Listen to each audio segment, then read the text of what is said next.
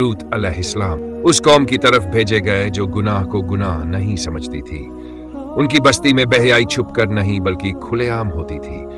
मर्दों का मर्दों के साथ संबंध, राह चलने वालों को रोककर बदअखलाकी करना, महफिलों में फहश हरकतें करना और फिर उसे गर्व से दोहराना उनका रोजमर्रा बन चुका था।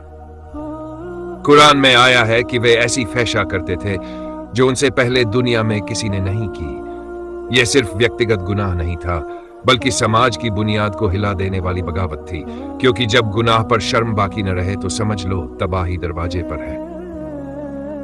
लूत अलैहिस्सलाम ने अपनी कौम को बार बार समझाया, अल्लाह से डरने, फितरत के खिलाफ न जाने और पाक रास्ता अपनाने की दावत दी। नरमी से भी कहा और सख्ती से भी चेताया, मगर जवाब मिला, इन्हें शहर से निकाल दो, ये बहुत पाक बनते हैं। जब समाज इस मुकाम पर पहुंच जाए कि हक बोलने वाला ही अपराधी ठहराया जाए तो समझ लो गिरावट आखिरी हद छू चुकी है।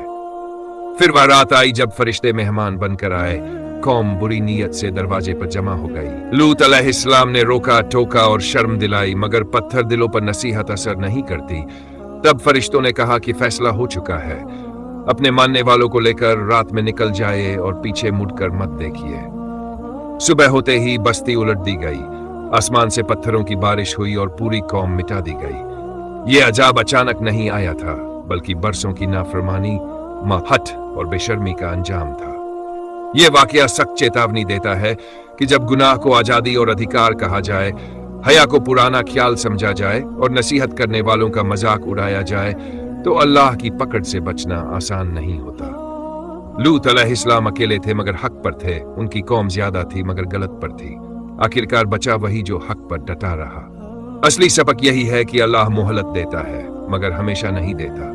सीमा पार होते ही फैसला सख्त हो जाता है। इसलिए इंसान को चाहिए कि गुनाह को सामान्य न समझे, हया और तकवा को थामे रखे और हक की आवाज दबाने वालों में शामिल न हो, क्योंकि लूत अलैहिस्सलाम का वाकया सिर्फ पुरानी कहानी नहीं बल्कि हर दौर के लिए आईना है। जो इसमें अपनी सूरत देख ले वही कामयाब है।